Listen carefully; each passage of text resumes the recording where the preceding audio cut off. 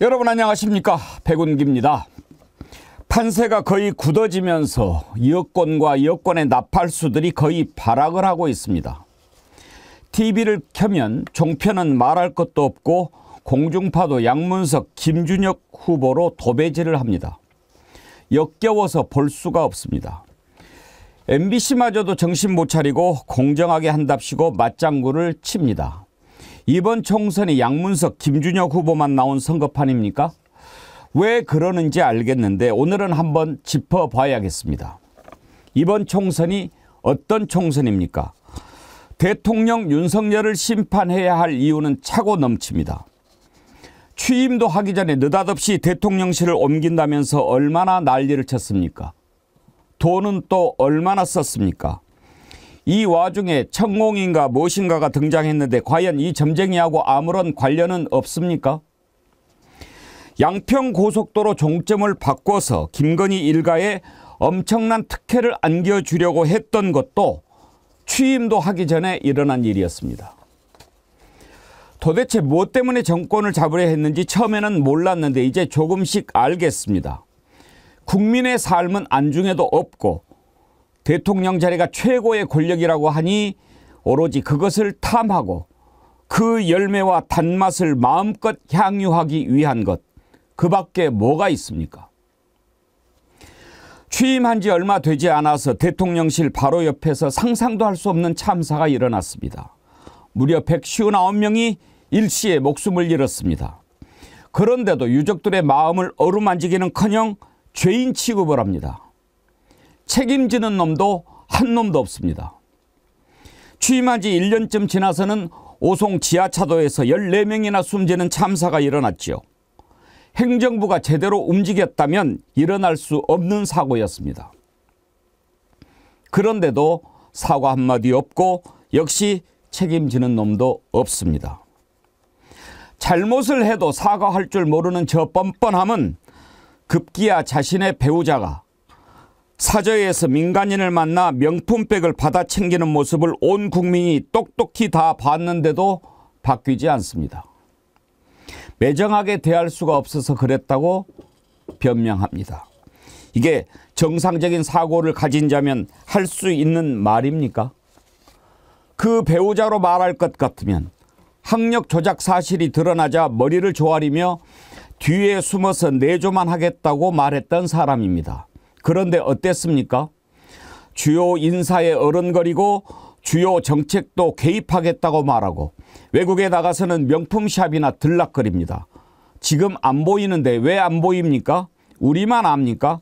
엊그제 로이터 통신은 김건희가 자취를 감춘 게 부정적 논평으로부터 여당을 보호하기 위한 것이라는 해설 기사를 썼습니다. 선거가 끝나면 뽀로로 기어 나올 겁니다. 아예 못 나오게 하려면 어떻게 해야겠습니까? 이것만 있습니까? 대통령 자리에 앉기 전에 검찰총장이란 자리에 있으면서 마음에 안 드는 사람들 벌 주고 싶어서 고발을 사주한 의혹.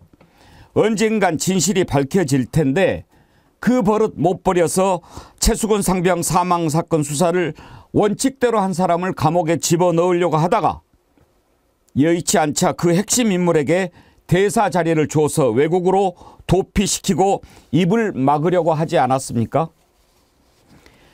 헤아리고 짚을 게 셀 수도 없이 많지만 하나만 더 짚겠습니다. 기본적으로 대통령 자격이 없는 사람입니다. 대통령이 무슨 자리인지 모르는 사람이 대통령 자리에 앉아 있으면 나라가 어떻게 되겠습니까? 대통령이라는 자가 2년이 되도록 야당 대표를 한 번도 만나지 않습니다. 어떻게 협치를 하고 정치를 할 수 있겠습니까? 1년이 넘도록 기자회견을 하지 않습니다. 어떻게 국민의 뜻을 알고 국민과 소통하겠습니까? 듣기 싫은 소리를 하면 잡아 넣으려고 하고 듣고 싶은 소리만 들으려고 방송을 장악하고 깜냥도 안 되는 자들을 사장 자리에 앉혀서 정보를 왜곡하고 조작하려고 합니다. 여러분, 이런데 심판하지 않을 수 있습니까? 이런데 나라가 걱정되지 않으십니까? 무엇이 중요합니까? 양문석, 김준혁 후보가 당선되면 나라가 망합니까? 4월 10일 우리 국민이 살아있음을 똑똑히 보여줘야 합니다. 당장 내일부터 심판에 들어가야 합니다. 내일은 1심, 모레는 2심, 그리고 4월 10일은 3심, 최종심이 있는 날입니다. 내일부터 투표해야 하는 이유입니다.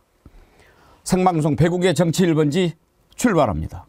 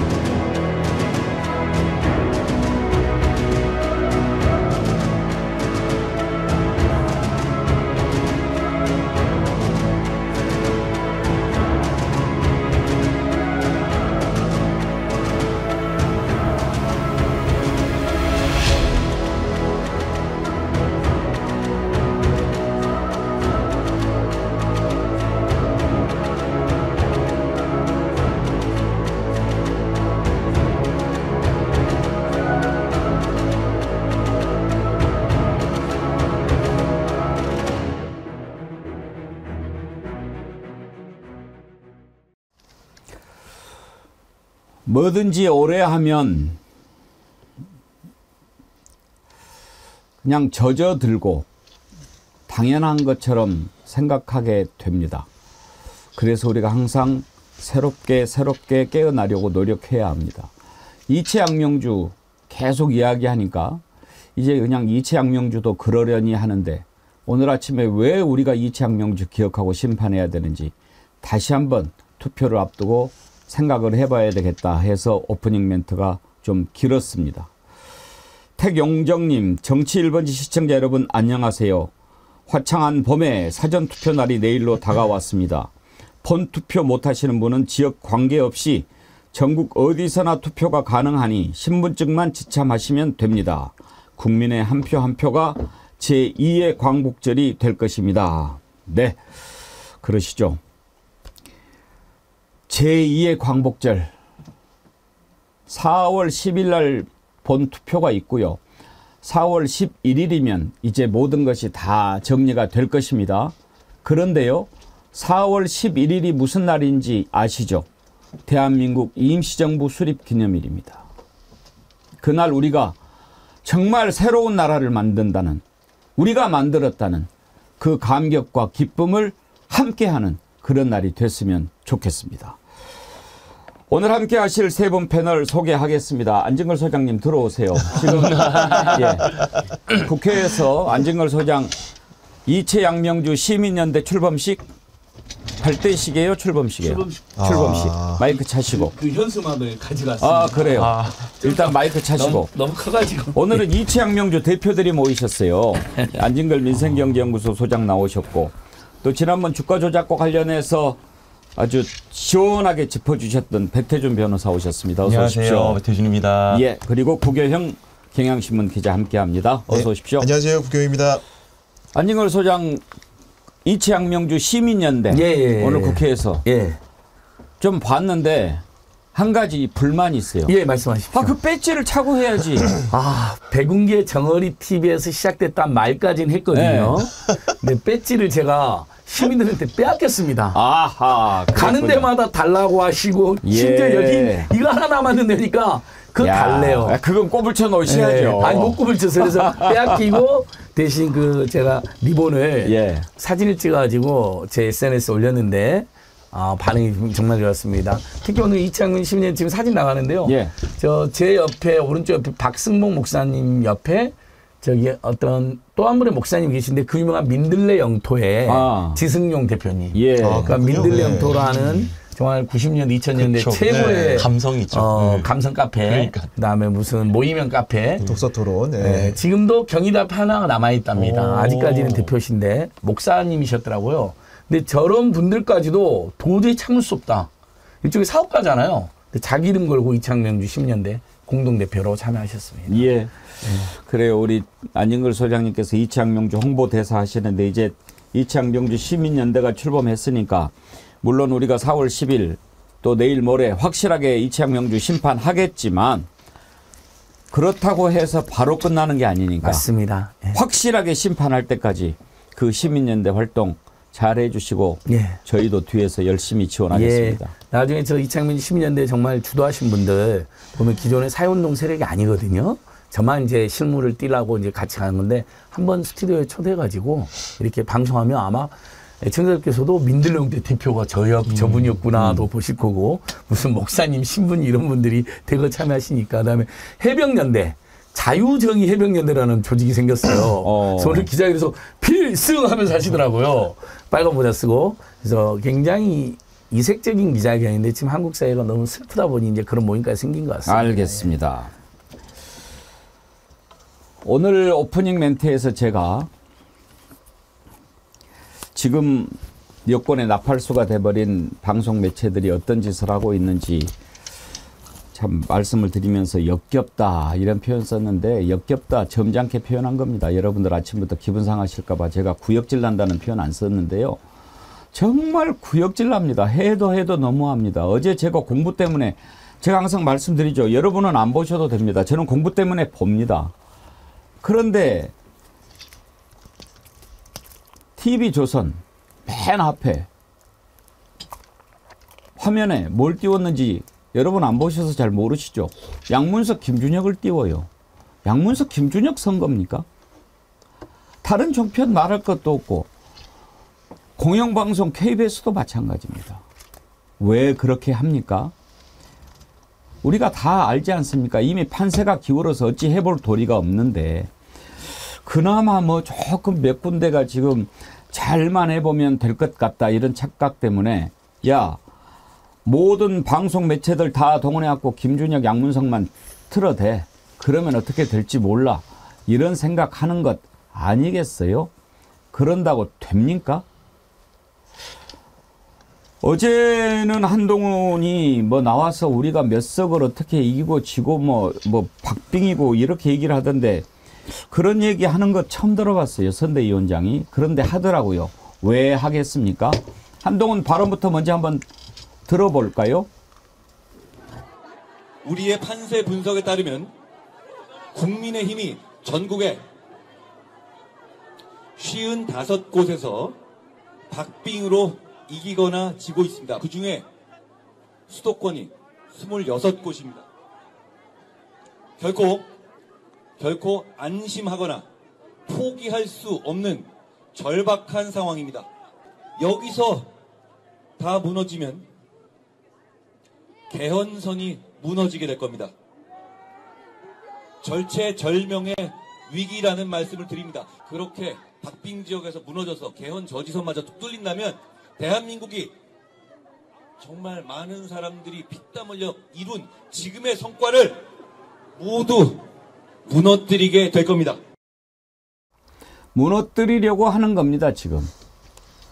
개헌하려고 하는 겁니다. 너네들 거기 있다가는 나라 정말 망하겠다. 이런 걱정이 지금 그렇게 뭉치게 하고 있는 겁니다. 겁나지? 겁날 겁니다.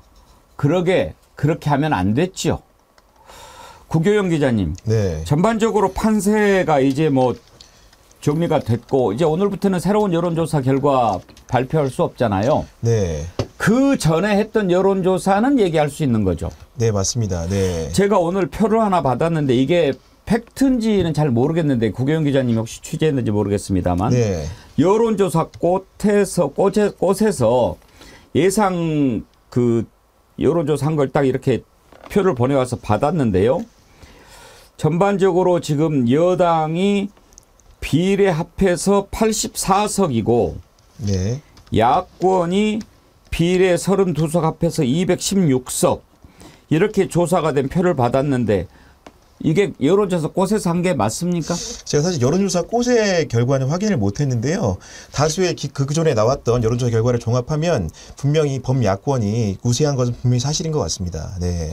우세야 뭐 지금 당연한 것 같고 이제 민주당에서는 계속 자만하면 안 되고 또 뭐 여러 가지 걱정이 되는 게 있으니까 200석이라든지 뭐 이런 말 함부로 못하게 하고 그건 오히려 저쪽에서 나오는 거다라고 하는데 여론조사 꽃에서 이렇게 나왔다고 해서 이게 팩트인지를 제가 확인을 못해서 우리 제작진이 혹시 시간이 되면 파악을 한번 해 주십시오.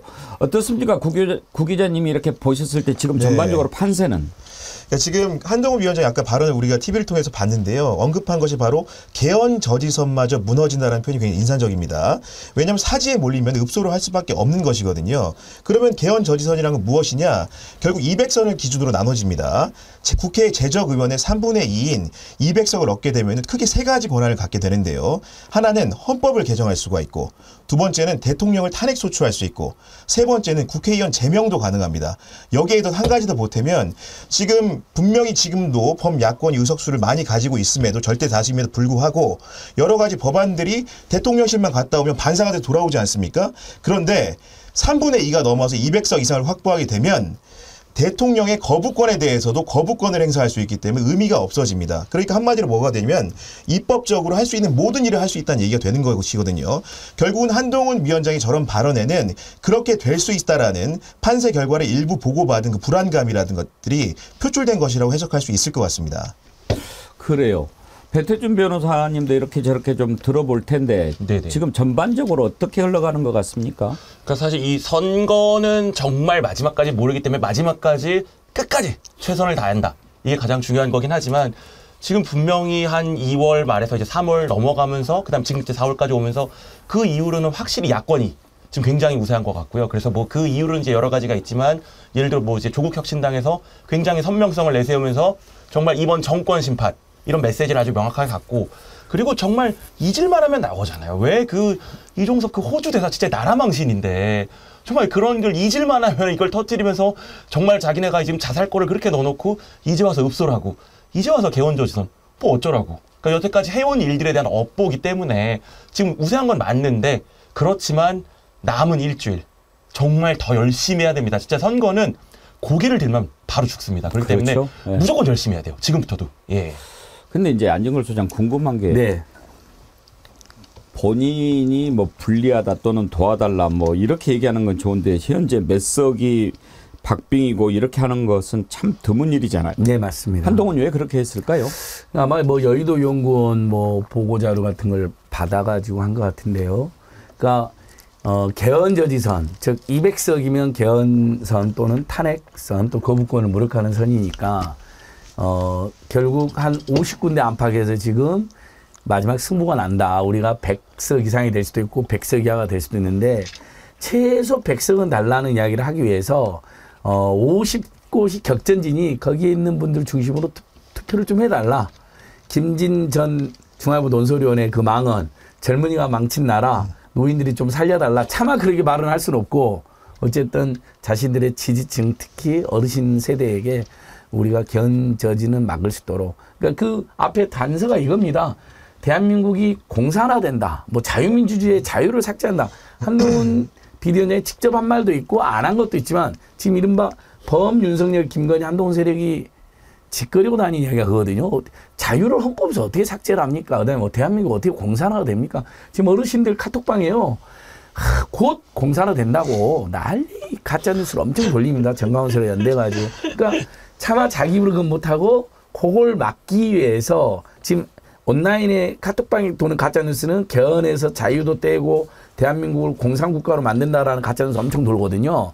그걸 막게 저희에게 힘을 실어주시라고 어르신들에게 읍수하는 전략을 쓴 거다. 지금 어디 뭐 노동당에 후보 냈습니까? 아니 그러니까 지금 민주당이나 조국혁신당을 마치 노동당 후보인 것처럼 몰아가는 거죠. 조선노동당 후보가 나왔으면 뭐 공산화가 되고 빨간 옷은 자기들이 입고 돌아다니지 않나요? 네, 맞습니다.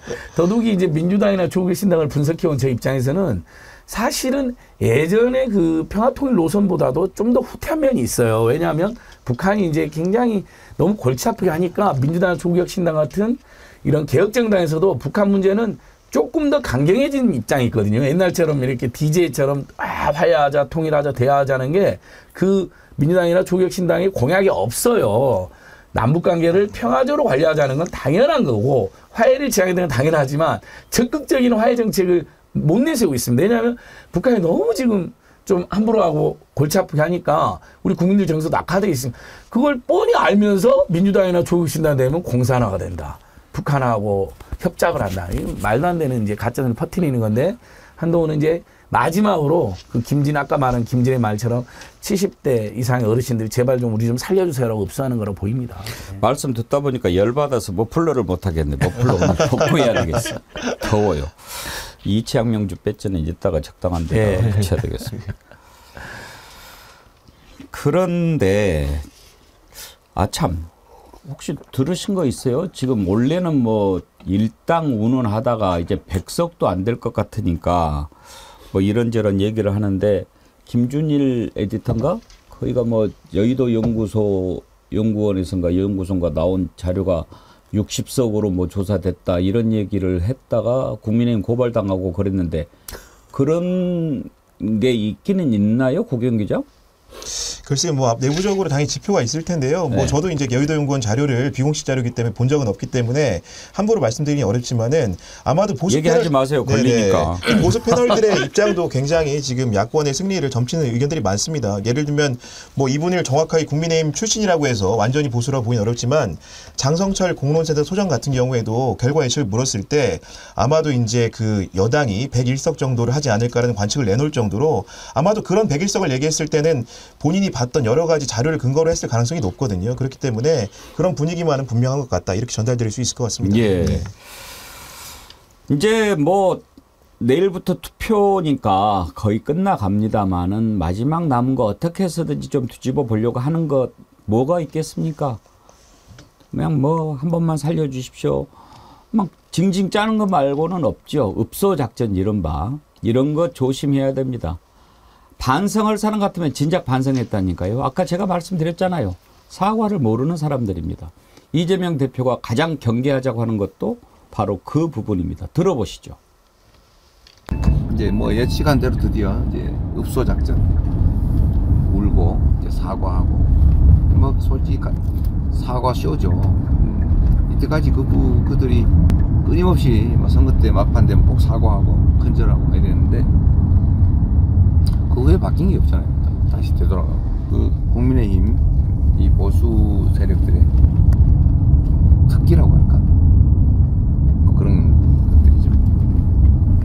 그래서 이번에도 그럴 가능성이 많아요. 또 일부는 이미 시작하는 것 같고요. 엄살 작전, 속지 말자 엄살 작전. 또 한 가지는 사과 작전, 소위 말하는 개사과, 가짜 사과.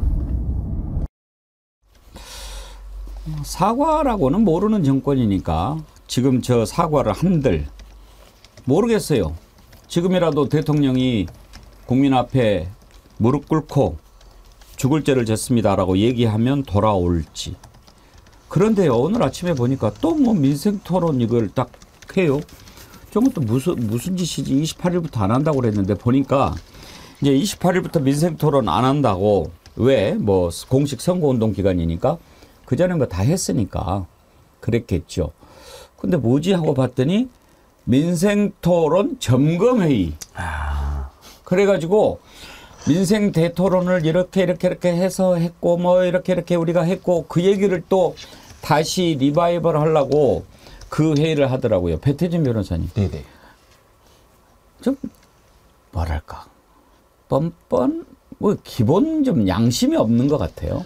지금 무슨 민생 토론 이거는 사실 너무너무 그냥 선거용 진짜 그냥 하는 걸 거고.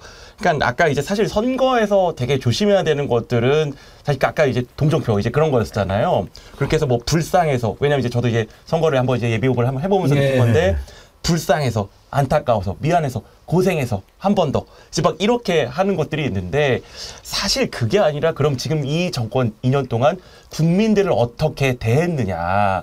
라는 것들을 봐야 되는데 과연 이번 정권이 국민들을 동등한 주권자로 여태까지 대했는지 생각을 해보면 처음에 뭐 도어 스태핑 한다고 했다가 조금 불리한 거 나오면 차단. 그 다음에 뭐 그런 제대로 된 뭐 그런 뭔가 이제 신년 토론회 이런 것도 안 하고 그냥 차단. 그러고 나서 뭐 나오면 묵묵부답. 그럼 자르고. 그냥 그러다 보니까 지금 아까 말한 뭐 이채 양명주 같은 정말 예전 같으면 하나하나가 어마어마하게 큰 대참사들인데 이게 뭐 지금 제대로 해결된 게 있나요? 그러니까 제대로 해결된 거는커녕 뭐 책임자 처벌 이런 것도 안 됐고 뭐 재발 방지, 원인 분석 아무것도 없고 은근슬쩍 무시하고 넘어가고 했던 것들이 지금 와서 쌓여 있는데 이게 이제 와서 민생 토론 뭔가요? 뭐 아니 여태까지 어떠한 제대로 된 토론도 한 번도 안 하고 진짜 그 검사 마인드로 너네는 그냥 피의자야. 응. 오로지 할 수 있는 얘기는 뭐 청산, 뭐 잘못. 아니 자기는 이제 그렇게 온 상황에서 여태까지 2년 동안 민생을 살피지 않았더다. 지금 와서 민생 토론을 한다라는 거에 과연 국민들이 속을까요? 저는 이건 너무 국민들을 기만하는 거고 아무리 선거에서 동정표가 중요하고 불쌍해서 찍어준다 하지만 안 불쌍해요. 안 불쌍하기 때문에 의미가 없다고 생각합니다. 맞습니다. 저도 약간 덧붙이면 한겨레 신문이 분석을 잘했더라고요. 한동훈은 입만 열면 범죄하고 범죄자만 이야기를 하고 다닌답니다. 제일 많이 쓴 말이. 근데 야당 대표 이재명은 경제를 제일 많이 하겠더라고요.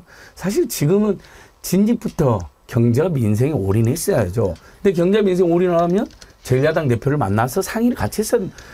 이재명 대표하고 1대1로 만나기 싫으면 다른 야당 대표라도 몇 번 부르고 또 이재명 대표도 만나고 이렇게 했으면 이렇게까지 국민들이 열받지 않았겠죠. 어제 제 안진걸 팀 비록 작은 팀이지만 그 민주당의 중진 김태년 의원이 출연하셨는데 바닥 민심을 이렇게 하게 되더라. 선거를 이제 많이 치러본 분들이니까 예전에 그냥 힘내세요. 응원드립니다.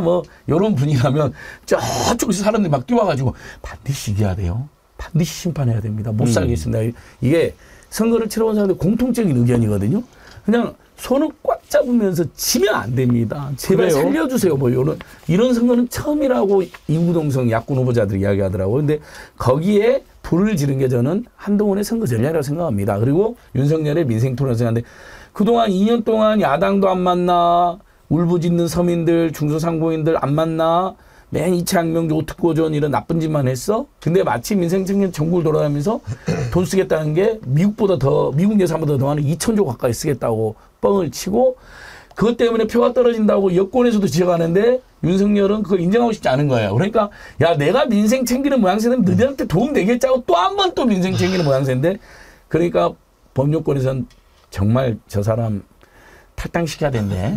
차마 말을 못하고 한문경 이야기했다가 깨지고 이런 상황인 거죠. 거기에다가 한동훈 돌아다니면서 비전, 민생, 경제, 물가 이런 이야기 한 번도 제대로 한 적이 없어요. 그냥 오로지 야당 비난, 범죄자다. 아니 무죄추정 원칙이 있고 불구수사 원칙이 있는 대한민국에서 법률가라는 자가 야당 전현직 대표들 전부 다 범죄자를 몰고 이제 그것도 모자라 이제 문재인 정부까지 막 싸잡아 비난하던데 그렇게 해서 우리 국민들의 분노가 사그러들지는 않는 거죠. 그래서 읍소를 하면 불쌍해 보여야 되는데 불쌍한 게 아니라 너무 저 사람들은 권력을 남용하고 지금도 힘이 세잖아요. 그러니까 하나도 불쌍한 마음 안 들어요. 읍소에도 전혀 저는 안 통할 거라고 봅니다.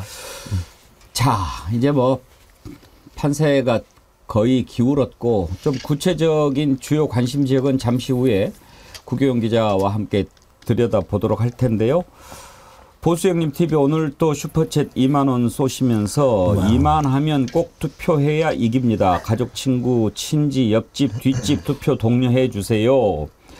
예나 진아님 내일 투표하러 갑시다. 꼭 백시 집안 하나면 무섭다잉. 단디하자. 민주당도 자만 말고 말조심 끝까지 알았제. 예, 우리 화 잘 안 냅니다. 김상학님 56,100원 슈퍼챗 쏘셨는데 약간 궁금했는데 이제 알았어요. 뭔지 아시겠어요? 56,100원? 사실 이제 5,610원 보내셔도 되는데 많이 보내시려고 56,100원 한 거예요. 5일, 6일, 10일. 아까 제가 말씀드렸잖아요. 네. 오, 대단하십니다. 이번 최종 판결이 10일 날 있고 5일은 1심, 6일은 2심, 10일은 최종심입니다. 예, 김상학님 멋쟁이 감사합니다. 이렇게 돼 있다 보니까 이제 마지막으로 발악하는 게 읍소작전에다가 모든 매체를 다 동원해가지고 완전히 선거판을 이상하게 만들어버리는 겁니다. 지금 틀면은요, 양문석 김준혁만 나와요. 양문석 김준혁 선거가 돼버렸어요. 만약에 양문석 김준혁 후보 이번에 당선되면 바로 대통령급 되는 거예요. 이재명 대표보다 더 많이 나와요. 왜 그렇게 합니까? 아무래도 안 되겠으니까 여러분 양문석, 김준영 문제 많잖아요. 이런 사람들이 있는 당이 되면 되겠습니까? 라고 하면서 흔들어 보려고 하는 건데 어저께 TV조선 뉴스 순서를 한번 보실래요? 어떻게 됐는지. 맨 앞에 뭐가 나옵니까? 저렇게 나와요. 여론조사 뭐 그다음에 제주 그렇게 하고는 그냥 뭐 오로지 김준혁 저기만 나오는 거예요. 그다음에 이 명령 토론 했잖아요. 그거를 또 이렇게 보도를 하는데 이재명 후보가 답변하는 것만 몇 개 골라서 냈습니다. KBS도 그렇게 하고 TV조선도 그렇게 하고. 그런데 원희룡이 뭐라고 질문하냐면 뭐 그쪽 개발한다고 그러는데 그쪽에 개발하겠다고 하는데 어디 아파트 이름 한번 대보라고. 지는 준비해왔겠지 뭐. 그거 문제하려고. 예를 들어서 뭐 느닷없이 버스비가 얼마인지 아세요? 자기는 알고 왔겠지. 근데 그 아파트 이름 못 된다고 지역 현안에 대해서 너무 모른다고 막 공격하는데 그거를 가지고 그냥 올리고 아주 정말 저런 걸 방송이라고. 우리 구 기자님은 방송 봐요? 저는 재방송하기도 바빠가지고 사실은 라이브 방송을 잘 못 보는데 사실은 제가 특정 언론을 비난할 생각은 없지만은 이런 생각이 좀 듭니다. 그 특정 방송에 소속됐던 사람들이 어느 당에 출마를 했는가 면면을 보면 뭔가 색채가 좀 드러난다고 생각을 하는데요.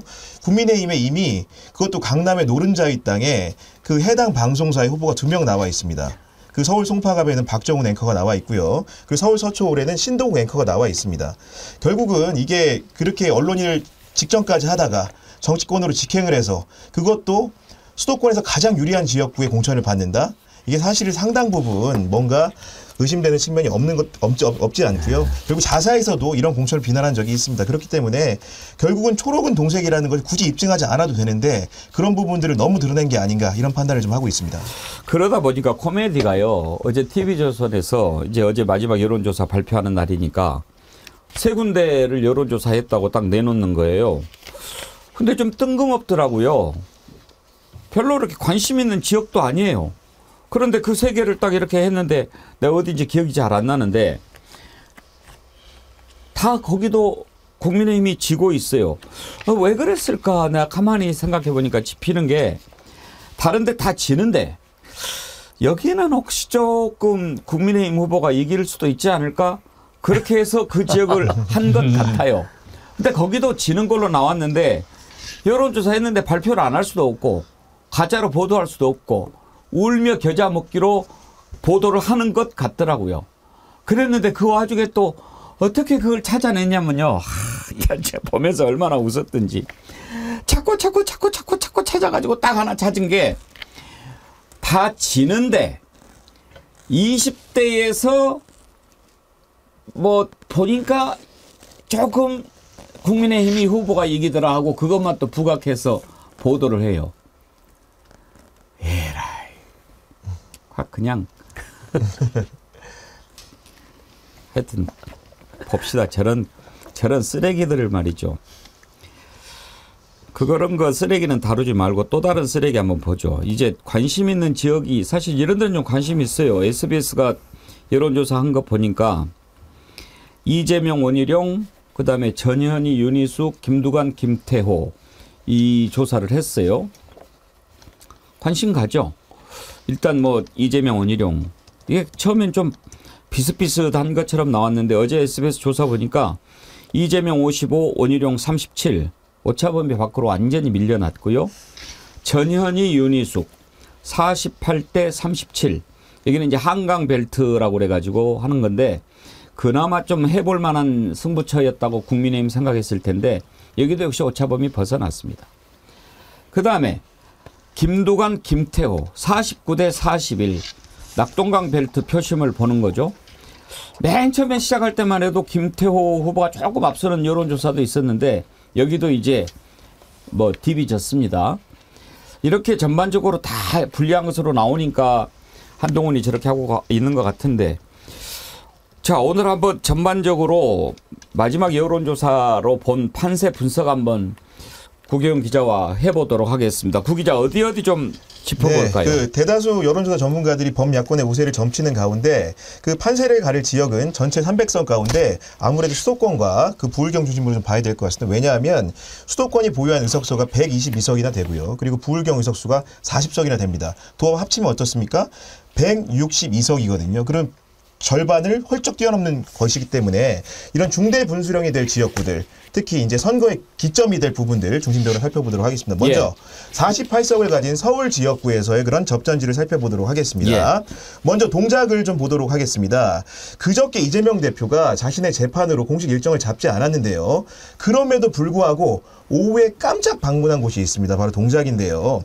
이재명 대표의 유세지를 분석을 해보니까 3월부터 4월 2일까지 분석을 해보니까 가장 많이 간 곳이 6번으로 동작으로 나타났습니다. 그런 상황이고 이곳의 성패가 결국은 그 이재명 대표의 굉장히 리더십과도 연관이 돼 있다 이런 해석이 가능하고요. 동작은 지난 21대 총선에서도 범야권 압승의 전초기지 역할을 했습니다. 지금 여론조사 결과가 나오고 있는데요. 최근에 한 여론조사 꼬세 조사 결과에서는 유사명 후보가 48.8%, 나경원 후보가 43.1%로 근소하게 앞서는 상황인데요. 직전까지 있었던 여러 여론조사에서는 나경원 후보가 앞서던 형국이었는데 이재명 대표의 방문 영향 때문인지 정확히 알 수 없겠으나 여하간 앞지르는 보도가 나오기 시작을 한 겁니다. 그렇기 때문에 이재명 대표가 그저께 이제 재판을 마치고 동작으로 가는 도중에도 유튜브 라이브 방송을 켜고 굳이 나경원 후보에 대해 언급을 하기도 했고요. 그때 했던 언급이 뭐냐면 나경원 전 의원이 과거에 그런 일본 관련 행사에 참석한 걸 문제 삼으면서 나베라는 그 유행어가 있었다. 나경원과 아베 전 총리 합성어인데 이게 신한일전 아니겠느냐 이런 식의 당부까지 하면서 굉장히 공을 기울이고 있습니다. 그리고 동작을이라는 데가 한강벨트로 묶이는데요. 그 12곳 중에 하나입니다. 굉장히 중요한 곳이기 때문에 이렇게 민주당이나 국민의힘이나 전력을 다하는 것이 아닌가 생각이 됩니다. 이어서 서울 또 다른 지역 하나를 더 볼 텐데요. 용산 지역입니다. 용산은 2022년 대통령실이 이전을 해오면서 굉장히 정치 1번지의 지위를 획득했습니다.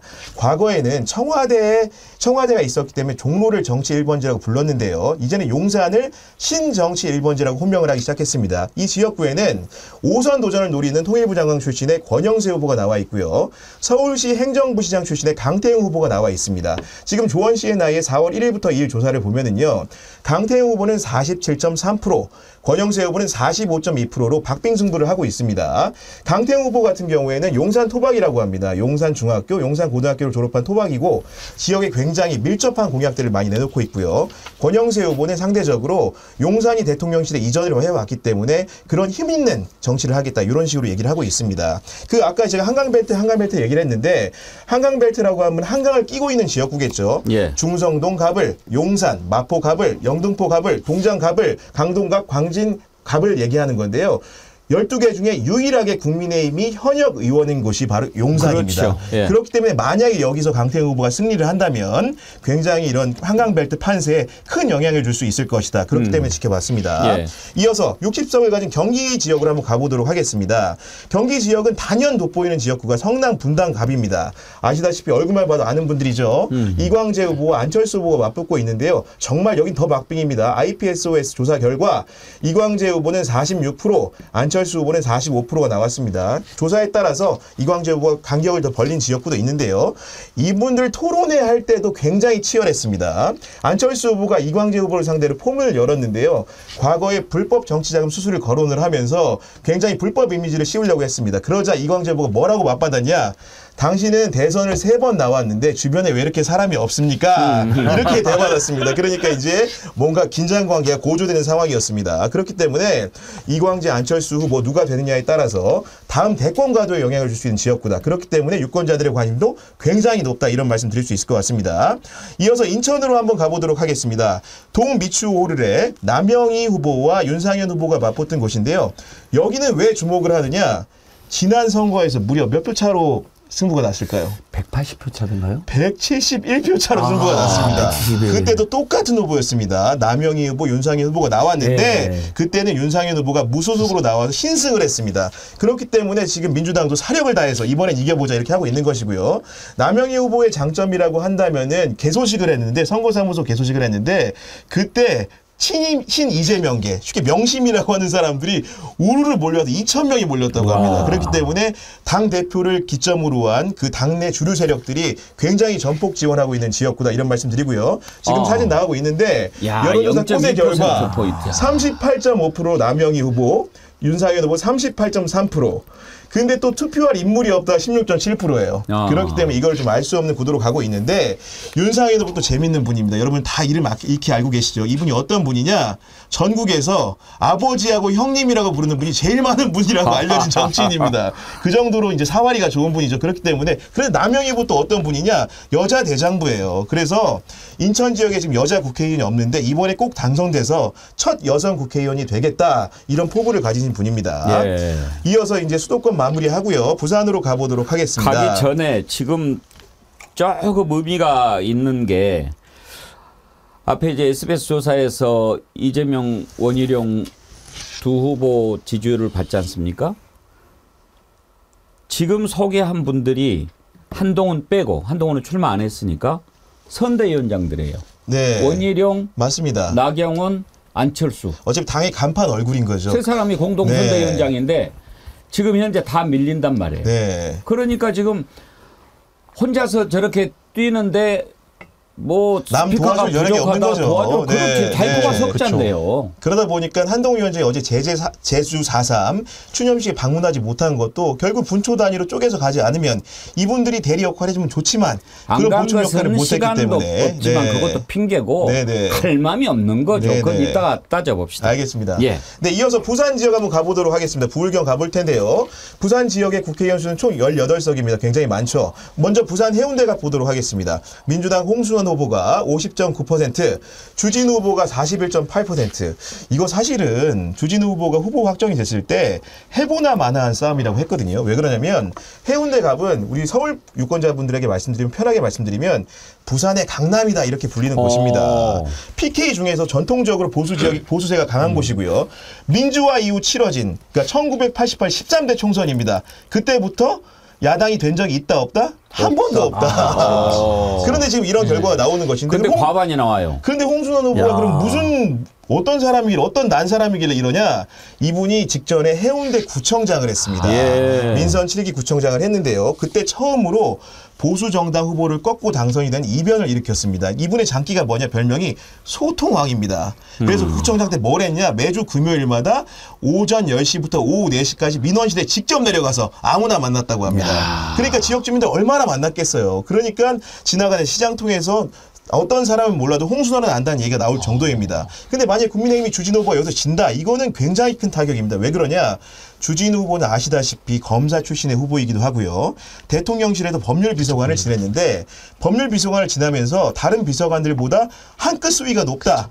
대통령과 긴밀히 소통하고 있다고 해서 별명이 왕비서관이었습니다. 그렇기 때문에 해운대 갑에서 만약에 결과가 홍순원 후보에게 유리한 결과가 나온다면 이것은 정권 심판이 굉장히 직격적으로 유효했다. 이런 판단을 할 수 있을 것 같습니다. 이거는요. 정말 방금 우리 구 기자님이 설명을 잘해 주셨는데 홍순원 후보가 구청장 출신으로 소통도 잘하고 뭐 그런 능력이 있는 것 있기 때문에 지지가 저렇게 나오겠지만 저는 역으로 주진우기 때문에 그렇다고 보는 겁니다. 그러니까 만약에 그냥 뭐 다른 사람 같으면 상관이 없는데 이번 선거가 윤석열 심판이다라고 하는 게 이제 모든 국민들이 다 똑같이 깨닫는단 말이에요.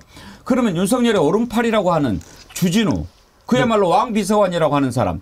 이 사람을 딱 갖다 꽂아놨으니까 완전히 윤석열 보는 것 같은 거죠. 그래서 하나 더 못해서 말씀드리고 오늘 준비하진 않았지만 용인갑의 이원모 후보도 대통령실에 인사비서관을 하지 않았습니까? 주진우 비서관과 함께 사실 쌍두마차였거든요. 용인갑도 지금 상당히 고전하고 있습니다. 이거는 그래도 부산이니까 보여드리지만 용인갑은 이미 갭이 많이 벌어져서 소개해드리기도 좀 어려운 수준으로 벌어져 있다. 그렇기 때문에 윤석열 대통령의 핵심 참모이고 검사랑을 공통성을 가진 이들의 선거 결과가 또 한판 굉장히 주목된다. 그나마 주진우니까 41.8 나오지 윤석열 나왔으면 10도 안 나와요. 뭐 심지어 윤석열 참모라는 자들도 윤석열 대통령 찍은 사진을 안 낸다잖아요. 내려버리더라고요. 내려버려. 다 내렸죠. 윤석열 입장에서는 상당한 모멸감을 느낄 것 같아요.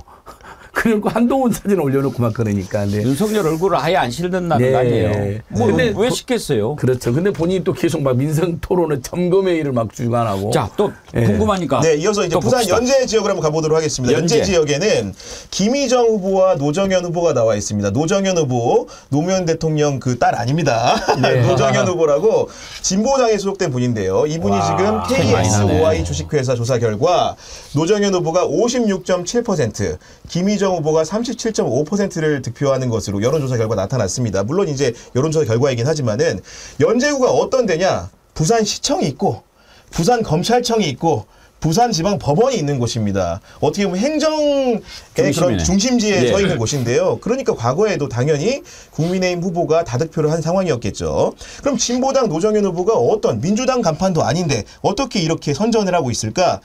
그 비밀은 역시 어떻게 보면 앞에 봤던 구청장 출신의 홍순호 후보와 비슷합니다. 이분도 지역에서 정치를 오래 한 분이에요. 구의원을 2번 지낸 분입니다. 그래서 어떤 상황이 벌어졌냐? 제가 연제구에 직접 다녀온 기자한테 한번 여쭤봤어요. 예. 상황이 어떠냐 그랬더니 노정현 후보가 유세를 하고 있으면 지나가는 버스에서 빵빵 된답니다. 자기는 2002년 월드컵인 줄 알았대요. 그러니까 이제 그 정도로 밑바닥 정서를 장악하고 있어가지고 굉장히 유리한 선거를 치르고 있는 것으로 보인다. 그리고 하나 더 지금 앞서고 있는 요인 중에 하나는 민주당 후보와 단일화를 했습니다.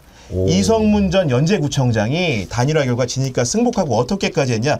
보통은 지면 겉으로 유세는 좀 나오지만 실제로 합동회의 이런 거 안 하거든요. 선대위를 함께 꾸렸습니다.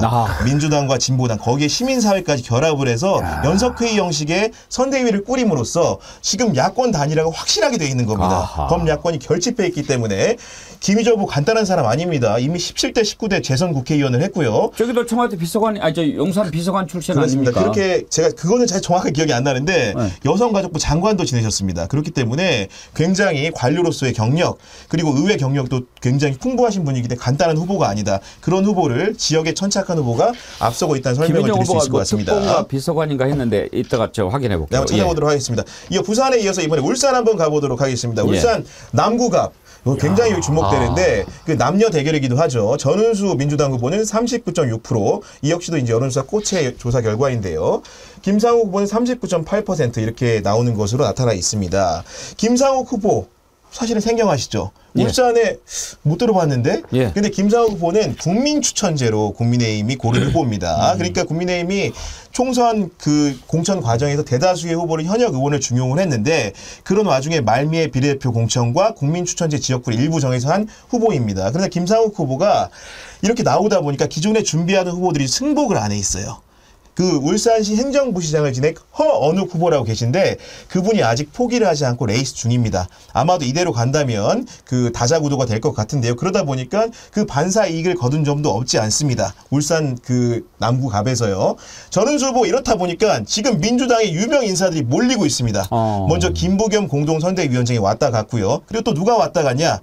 문재인 전 대통령이 함께 벚꽃길을 걸으며 지지를 부탁했습니다. 그런 후보라는 점. 어제 울산 지역 연결해서 네. 그쪽에 사시는 분한테 민심을 들어봤는데 전은수 후보가 아주 좀 그 당차대요. 그 몸매는 좀 작지만 아주 그냥 액티브하고 그래서 나오는 모습을 보니까 아주 활기 있게 그렇게 움직인다고. 사실 어려운 선거이기 때문에 활기를 가지기보다 초조하기 마련인데 네. 전은수 후보 같은 말씀하신 대로 굉장히 활기차게 하는 것들이 오히려 지역 주민들에게 좋게 소구하는 측면이 있는 것 같습니다. 저는 저기도 뒤집힐 거라고 봅니다. 예. 네. 이어서 마지막으로 경남 지역 살펴보도록 하겠습니다. 경남 지역도 16개 선거구나 있습니다. 그중에서 가장 핫한 곳은 창원 성산구라고 할 수 있을 것 같습니다. 여기는 그 창원시장 출신의 허성무 민주당 후보와 현역 의원인 강기윤 후보가 붙어 있는데요. 이건 말 그대로 창원 성산은 지금까지 과거의 선거를 보면 말 그대로 선거 풍향계 역할을 했다 이렇게 할 수 있을 것 같습니다.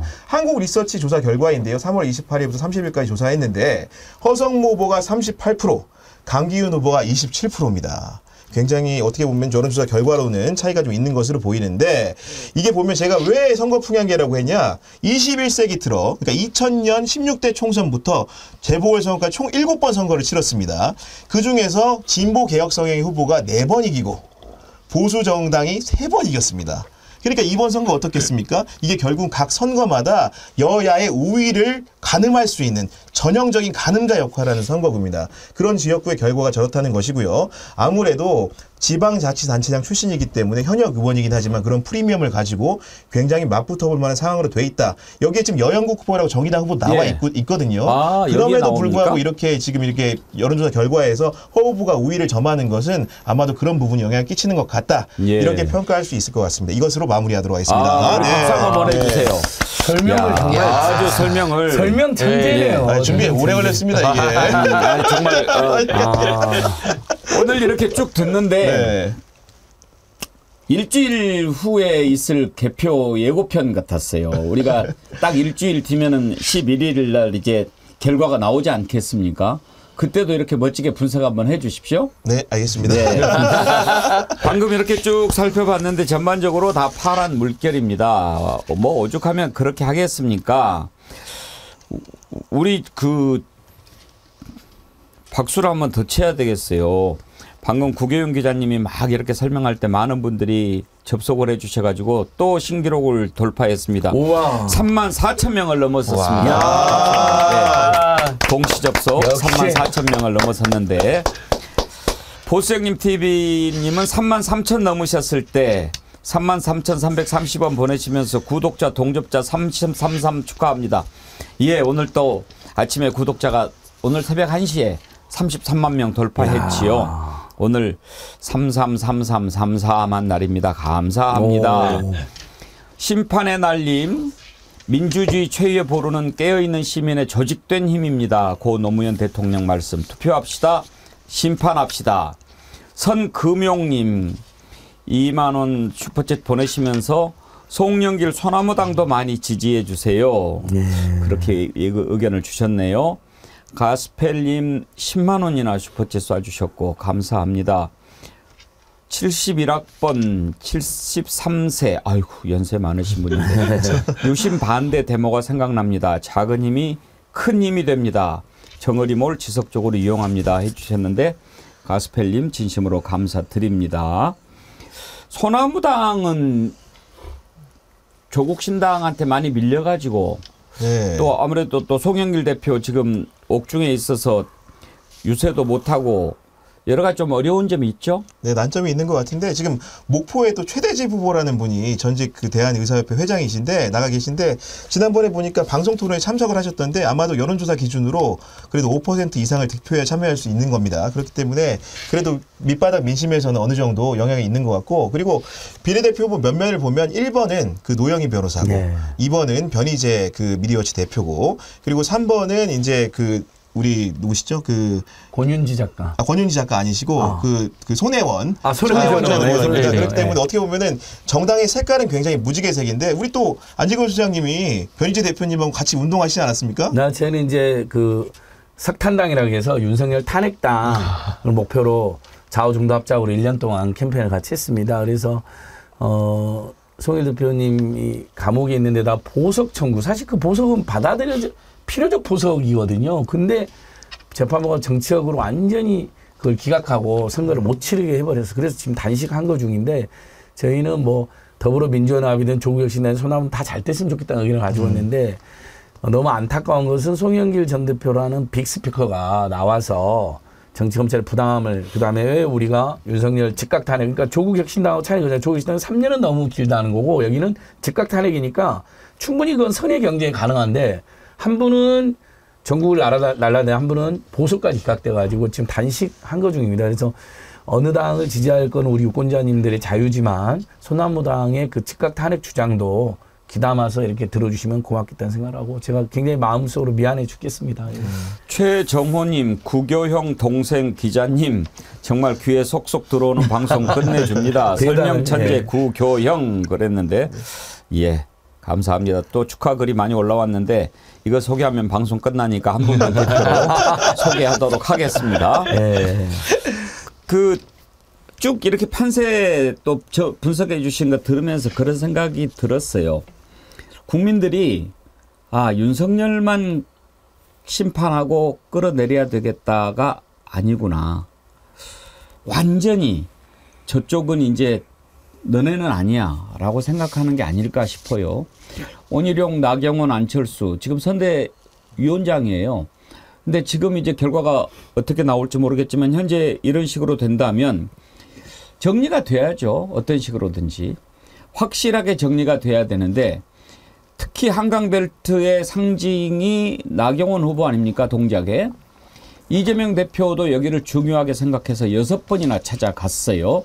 유사명 청경 경찰 개혁 앞장섰는데 사실 상대적으로 인지도 나경원한테 되겠습니까? 밀릴 수밖에 없죠. 처음에 차이가 많이 났어요. 근데 이재명 대표가 6번이나 가가지고 지원하고 그러면서 이제 이렇게 뒤집어졌는데 재밌는 게 조국혁신당의 조국 대표도 어제 거기를 찾아갔더라고요. 요즘에 보면은 이제 지역구는 안 내고 비례대표만 냈기 때문에 주로 영남 지역, 부산 지역 여기를 많이 돌아다니던데 동작을 찾아갔어요. 왜 찾아갔는가 궁금했는데 본인이 뭐라고 그 이유를 이야기했는지 한번 들어보시죠. 여러분들 기억날지 모르겠습니다만은 국회 선진화법 위반으로 빠루 아시죠? 빠루.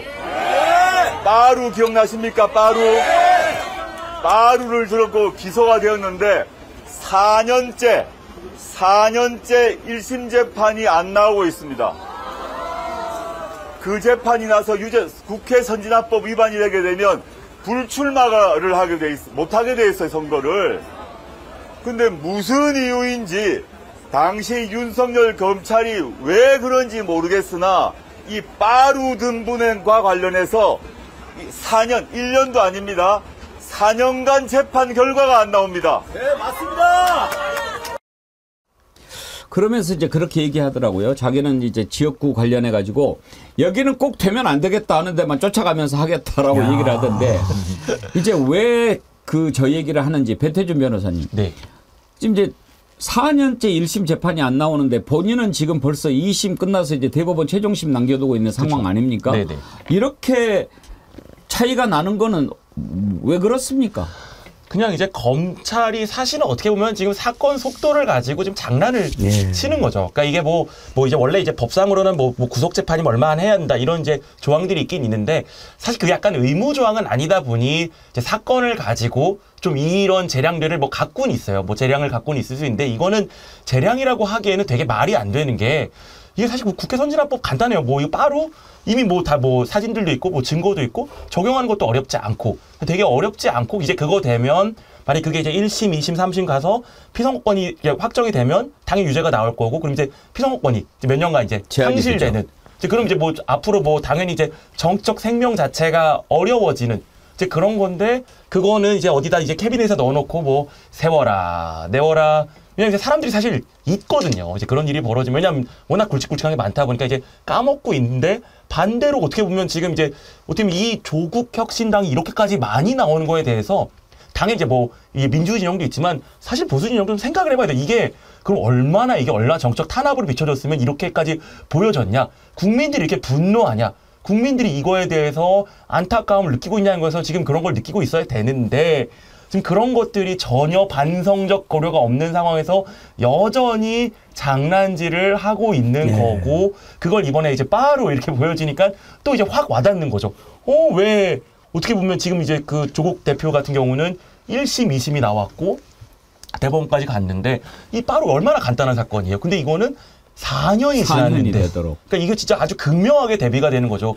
결국 검찰과 이 정권이 유착돼서 장난질을 하게 됐을 때 얼마나 불공정한 그렇지만 국민들은 쉽게 속지 않는 그런 결과를 보여주고 있는 것인가 가지고 이제 그거를 잘 보여주는 어제 연설이었다고 생각이 돼요. 예. 저는 이제 나경원 의원 제가 전문가니까요. 사실 그 빠루 사건보다 더 심각한 게 최이배 의원을 감금한 사건입니다. 그 기소에서 최이배 의원을 감금한 게 국민의 의원들이 유죄 선고 날 가능성이 매우 높습니다. 왜냐하면 진짜 감금해버렸잖아요. 그때 다들 기억하시고 최이배 의원이 오도 가도 못한 상황이에요. 세상에 헌법기관을 문을 밖에서 닫아가지고 못 다니게 하고 그래서 최이배 의원이 국회의원 창문을 열고 저 좀 살려주세요 뭐 이런 게 다 그걸 주도한 게 당시 원내대표 나경원이거든요. 이건 대부분 법조 전문가들이 이건 무조건 유죄 나온다는 거예요. 그러니까 정치검찰이 굉장히 느슨하게 수사하고 천천히 기소하고 또 예를 들면 재판부에 빨리 재판해달라고 막 난리를 피워가지고 막 재판도 빨리 그렇다 해서 뭐 판사 무조건 응할 의무는 없지만 그런 경우도 있잖아요. 지금 예를 들면 이재명 대표님 재판 어떻습니까? 이재명 대표 재판. 세상에 어떻게 선거 전날까지 재판을 잡습니까? 검사든 판사든 최소한 그래 선거 전날은 우리가 배려해 주든가 선거 다음 날 할 수도 있잖아요. 근데 하루라도 선거운동 못하게 만들고 범죄자 이미지 더 씌우려고 하는 거잖아요. 근데 이 국회 선임 위반은 나경원뿐만 아니라 여러 국민의힘 의원들이 기소됐는데 재판 정말 이렇게 시간 끌어준 건 처음 봤습니다. 그리고 4년 전에 나경원은 또 어떤 일이 있었냐면 허위 학력 2개를 게재해서 유죄 선고가 났는데 선거법상의 공보물의 허위 학력은 후보님도 준비해 보시면 알지만 학력과 경력은 보좌관이 있습니까? 후보가 있습니까? 그 되게 엄청난 검증 과정을 거쳐서 최종 컨펌을 후보가 당연하잖아요. 글자 하나하나까지 다 봐요. 선관위에서. 근데 무려 학력 2개가 허위를 썼는데 검찰이 당시 어떻게 기소를 해버리냐. 이건 저희들이 이제 곧 동작에서 기자회견 할 예정인데요. 보좌관이 지 멋대로 썼다. 그 선거 공무원이 벽보, 직접만 하는 공보물을 의미하는 겁니다. 그냥 뭐 명함 이런 게 아니에요. 보좌관만 기소를 해가지고 보좌관이 대법원에 벌금 80만 원이 유죄 선고가 났거든요. 그때 당연히 검찰 일각에서도 아니 이 자기 경력을 보좌관한테 맡기는 사람이 누가 있냐, 어느 후보가 있냐 항변했는데도 당시 윤석열 한동훈이 장악한 정치검찰이 나경원을 너무너무 비호해줘가지고요. 뭐 제가 다른 고발 사건도 그랬지만 그것을 보좌관을 바깥이 기소한 사건이 있습니다. 이건 제가 동작구민들 이거 알면 가만두지 못할 사건입니다. 이건 다 팩트입니다. 나경원 의원님 보셔도 저한테 문제제기를 못합니다. 선관위에서 고발한 사건이거든요. 그래서 이번에 이렇게 저렇게 다 좀 뭐 시원하게 이렇게 정리가 돼가지고 나라가 좀 새로워졌으면 좋겠습니다. 아무리 별짓을 다 해도 이미 기울어졌고 안 될 건데 확실하게 또 대못을 박는 일을 하나 저지르더군요. 그저께죠. 그저께 저녁에 MBC 100분 토론. 유시민 작가하고 중앙일보 김진 전 논설위원이 토론했는데 저는 보다가 껐어요. 왜냐하면 일단 그 김진 그 말투도 별로 듣고 싶지도 않고 또 막 이렇게 막 참 짜증이 나가지고 뭔 말 할지 뻔히 알고 그런데 아침에 봤더니 뭐 말도 안 되는 소리를 해가지고 세상을 발칵 뒤집어 놨더라고요. 논란이 됐던 발언 한번 들어보시죠. 현재 총선 위기론에 빠진 여당이 뭔가를 만회할 수 있는 그 유일한 변수는 60대 이상들의 아주 높은 투표율을 예상외로 높은 투표율. 젊은이들이 어지럽힌 나라 노인이 구한다. 네, 미안합니다. 젊은이들이 이 헝클어 놓은 이거 노인들이 구한다라는 호소를 해서 60대 이상의 투표를 극적으로 높이는 방법밖에는 없다. 제정신인가 싶은데 구경영 기자. 뭐 저건 의도된 발언일까요? 실언일까요? 이게 사실은 이렇게 봅니다. 정치부 기자 입장에서는 선거 필패를 불러오는 ABC 원칙이 있어요. 근데 그날 100분 토론에서 ABC를 다 보여줬습니다. 첫 번째로는 특정 세대를 선거 앞두고 폄훼하면 안 되거든요. 그러니까 선거 패배의 가장 큰 동인 중 하나가 세대 간의 갈등을 조장하는 겁니다. 과거에 보면 노인 비하 발언이라든가 젊은 세대를 겨냥한 발언들이 얼마나 많은 후폭풍을 불러왔습니까? 그러니까 과연 정말로 이게 공식적인 여러 사람이 부른 토론회에서 저렇게 얘기할 수 있다는 것은 굉장한 자기 확신과 고집이 없으면 불가능한 발언이었다. 이렇게 좀 해석이 되고요. 결국은 더군다나 지금 어떤 상황이냐면 20대, 30대들이 투표를 지금 굉장히 망설이고 있는 상황이거든요. 지난주에 한국갤럽 조사를 보면 지지하는 정당이 없다고 하는 응답이 전체 평균 17%인데 20대가 38%, 30대가 29%입니다. 그럼 어때요? 평균보다 훨씬 높죠. 이걸 보고 제가 20, 30대 분들이 저한테 하는 얘기가 투표장에 안 가려고 했는데 가고 싶은 마음을 불살랐다는 겁니다. 그렇기 때문에 첫 번째로 필패 원칙의 A, 세대 갈등을 조장하는 발언을 했다는 얘기를 할 수 있을 것 같고요. 두 번째로는 지금 저것만 공개해서 그런데 상대 지지층을 결집하는 발언도 했습니다. 그게 뭐냐면 노무현 전 대통령 관련된 발언을 한 겁니다. 어떤 얘기를 했냐면 과거에 검찰 수사 당시에 불법 자금 수수 문제로 투신을 한 것 아니겠느냐라는 추측성 발언을 한 겁니다. 이 문제는 사실은 범야권 지지자들 입장에서는 굉장히 불쾌한 얘기거든요. 그런데 이제 이런 발언을 했다? 결국은 야권 지지자들을 결집하는 효과를 가져왔고요. 마지막으로는 선거 막판에 누구를 견인하려고 합니까? 우리 보통 중도층을 견인하려고 하잖아요.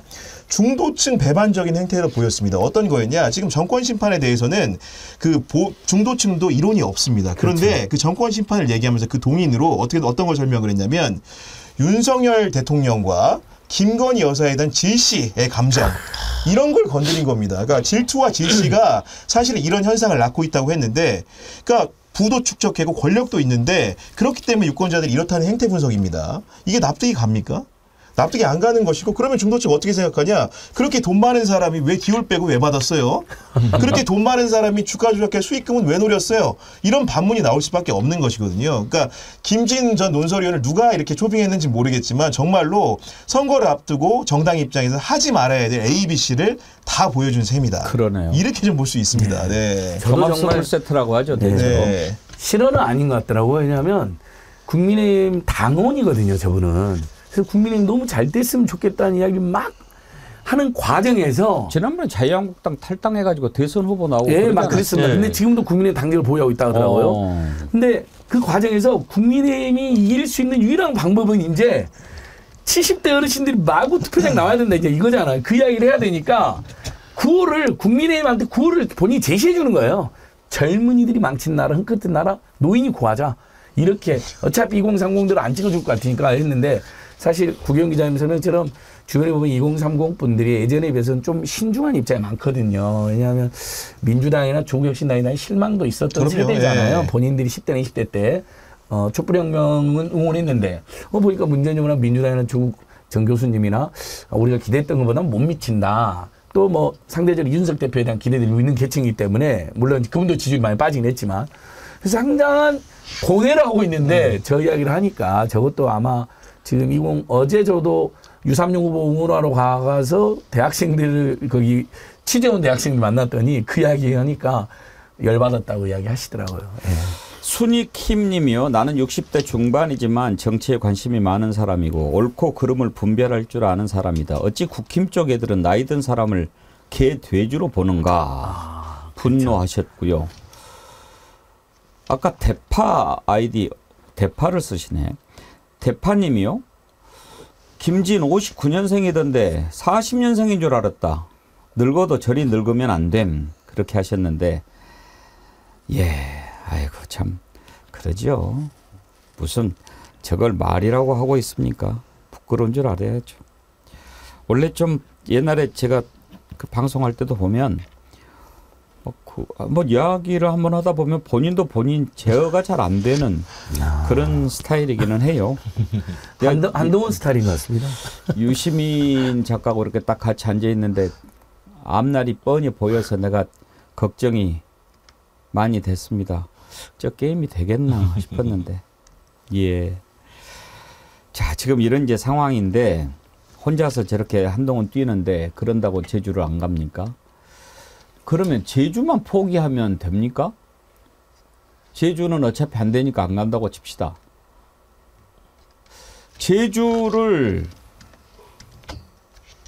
가야 되는 이유가요.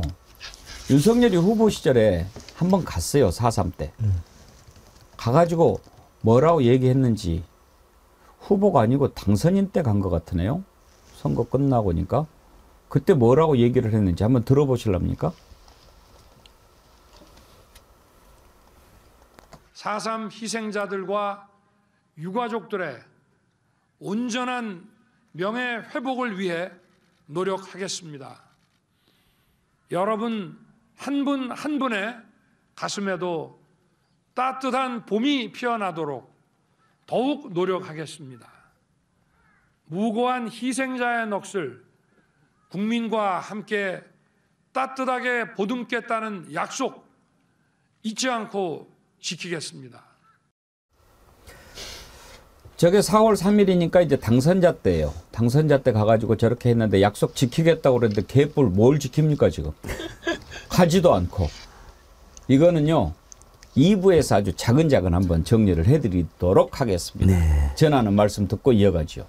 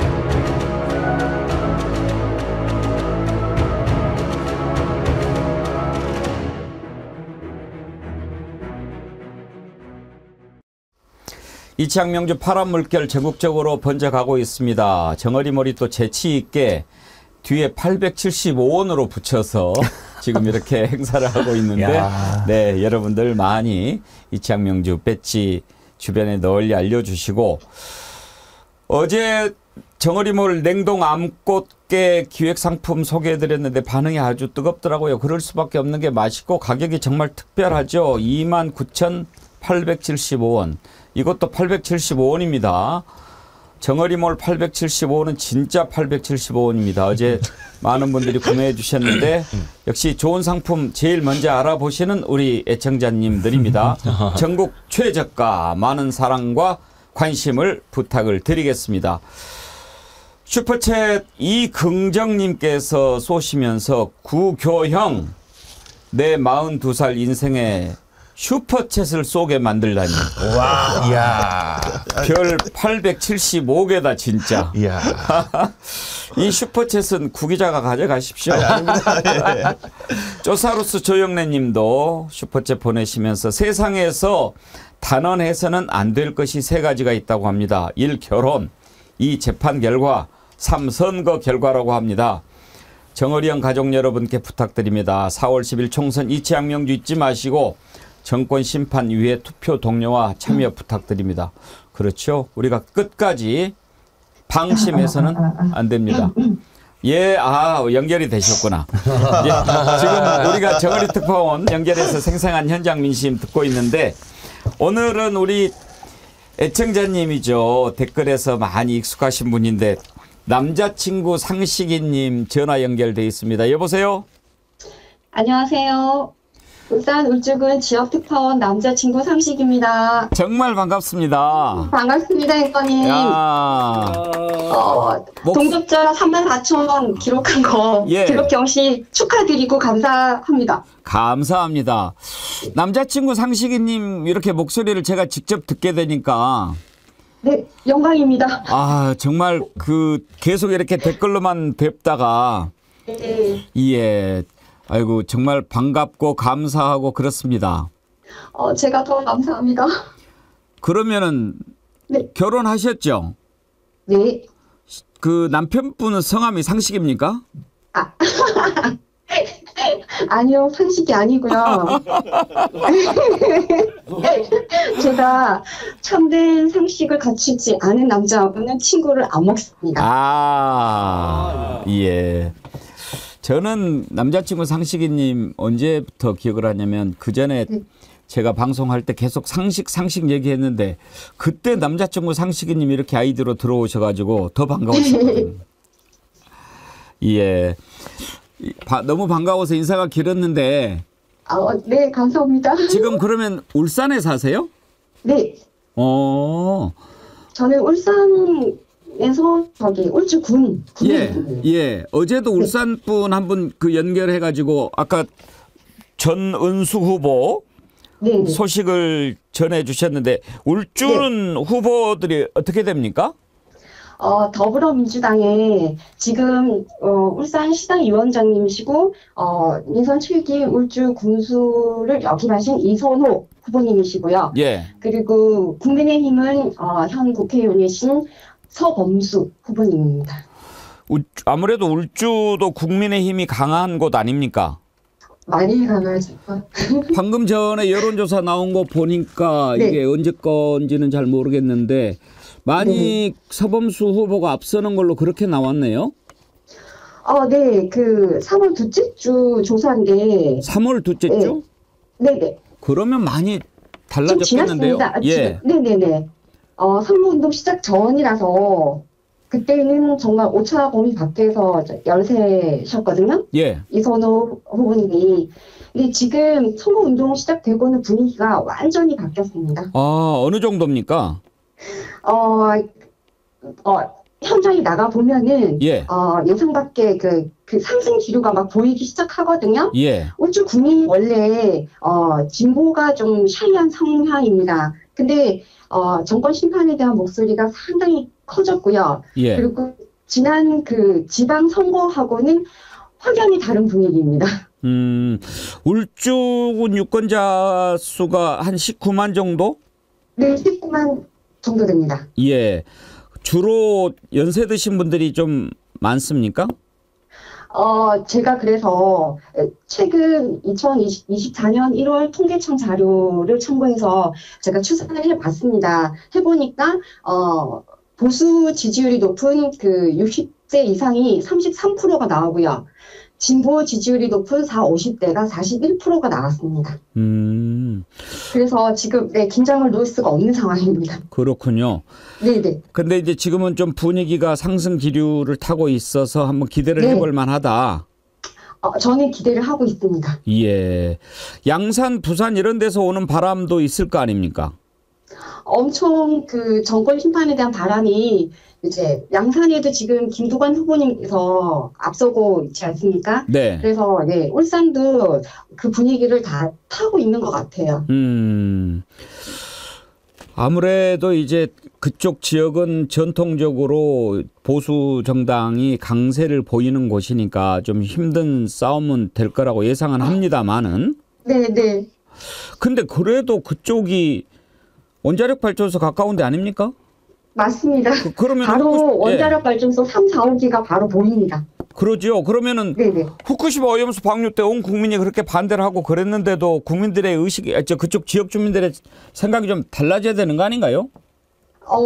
저희는 많이 반대를 했고요. 현수막도 붙이고 하고 싶었는데 그런 상황이 못 됐어요. 주민들이 오히려 더 저희를 손가락질하고 또 협박도 하고 그렇게 했습니다. 네. 혹시 오늘 이렇게 특별히 좀 전해 주시고 싶은 소식이 있으신가요? 저희 여기 더불어민주당 시당 소식인데요. 네, 지금 처음에 울산 시당에서는 6석 중에 3석이 목표였습니다. 근데 지금 분위기로는 지금 6석 완성을 하자고 목표를 상향한 상태고요. 그리고 저기 고령 어르신들이 많다 보니까 여기서는 실어 나른다고 표현을 하거든요. 어르신들을 우르르 태워서 투표소로 가서 또 특정 후보의 번호를 기표하게 하는 부정 투표 행위를 막기 위해서 울산시당에서는 블랙박스 감시단을 발족해 참여자를 모집 중이고 또 현재 울산 전 지역 약 300여 개소의 투표소가 배치될 만한 자원봉사자가 모집되었다고 합니다. 아, 그러시군요. 네. 정말로 오늘 반갑고 남자친구 상식이님이 이렇게 하시니까 우리 애청자님들 반응이 엄청 뜨거워요. 자작나무님이요. 남자친구 상식이님 정보 전달력 귀에 쏙쏙 목소리에 힘도 있고 예쁘고 발음도 정확합니다. 최고 짱짱 그러셨고요. 아니요. 감사합니다. 백구님이 웜의 상식이님이시네요. 목소리가 너무 좋아요. 그러셨고 이은주 반장님은 남자친구 상식이님 감사해요. 울산 울주군 소식은 언론을 통해서도 거의 접할 기회가 없어서 무관심했는데 덕분에 보수 텃밭에서 불고 있는 새로운 바람을 체감할 수 있어서 신명나고 기대됩니다. 살짝 들려오는 경상도 사투리 억양도 정말 사랑스러웠습니다. 화팅 그랬는데 찾길 바래님이 이의를 제기하셨어요. 이의를 제기하셨어요. 이은주님 지금 남자친구 상식이님 억양은 경상도 사람이 들은 바 서울 말씨입니다. 그랬는데 아니 그거는 그쪽이 고향이세요? 네, 고향입니다. 부산이대희님도 좀 의심스러운 거 봐요. 저한테 사투리 한번 시켜보세요 그러는데 그러면은 한번 마 고마 치아라 마 한번 해보세요. 마 고마 치아라 마. 경상도 말 맞아요? 아닌 것 같은데. 서울 분이신 것 같은데. 아니에요. 정말 아니고요. 경상도 맞습니다. 울산 분들은 제가 이렇게 가끔 옛날에 방송할 때 들어보면 울산입니다 그렇지 않아요. 기자도 울산입니다. 뭐 이렇게 그렇게 많이 하더라고요. 그래요. 오늘 저는 남자친구 상식이님 지금도 감사드리는 게 정어리 TV 처음 시작했을 때 그렇게 힘을 주는 영상 만들어서 보내주신 거 깊이 감사드리는데 오늘 이렇게 또 현장 민심 전해주는 특파원으로 또 자원해서 얘기해 주시니까 감사합니다. 네, 앵커님 저도 많이 감사드리고요. 제가 조금만 말씀드려도 될까요? 네, 그럼요. 네. 사실 제가 매일 인사 나누는 분들이라 그래서 그런지 되게 편하게 했거든요. 앵커님도 되게 편하게 해주셨고, 그리고 앵커님을 중심으로 여기 모인 모든 저위원님들은 상식과 공정은 기본 베이스로 깔고 있고, 또 그리고 서로 존중하는 마음이 크신 분들이 저는 매일 행복하고 감사합니다. 그리고 바다별장님께서 윤주 반장님을 꼭 빼먹지 말라고 하셨거든요. 오늘 아침에. 그래서 윤주 반장님께 사랑합니다. 예, 이은주 반장님 좋겠네요. 예, 오늘 울산 소식 감사드리고요. 울주 소식. 네. 예, 또 활약을 기대하겠습니다. 감사합니다. 감사합니다. 네. 건강하세요. 예. 네. 울산 울주군의 특파원 남자친구 상식이님 연결해서 그쪽 상황을 살펴봤는데 이쪽도 참 난공불락이죠. 네. 그렇죠? 근데 이선 후보님이 울주 군수를 한번 하셨을 울주 군수 하셨더라고요. 거예요. 그리고 그때 잘했다고 또 전국 그 지자체장 중에는 굉장히 평가가 좋아서 아까 그 우리 선생님 말씀하신 뒤엎었다는 게 아마 근거가 추정이 충분히 가능한 것 같습니다. 예. 저 여론조사가 3월 둘째 주라고 그러니까 지금쯤은 변화가 많이 있죠. 제가 그 상간에 공표된 여론조사 찾아봤는데 사실은 아무래도 이제 격차가 좀 있어서 그런지 다른 조사가 좀 이루어지지 않은 것 같습니다. 네, 안타깝게도. 하여튼 지켜봅시다. 네. 지금 60석 얘기도 나오고 그러는데 60석은 먹을 수도 있겠죠. 근데 저는 그것도 좀 불만이에요. 지난번에 윤석열 찍었던 사람들 좀 나라가 지금 어떻게 됐는지 같이 못 느낍니까? 자, 한 군데 더 살펴보겠습니다. 오랜만에 해남 소식 한번 들어볼까요? 배추도사님 전화 연결돼 있습니까? 여보세요? 전화 연결 아직 안 됐어요? 지금 되는 것 같습니다. 네. 예. 여보세요?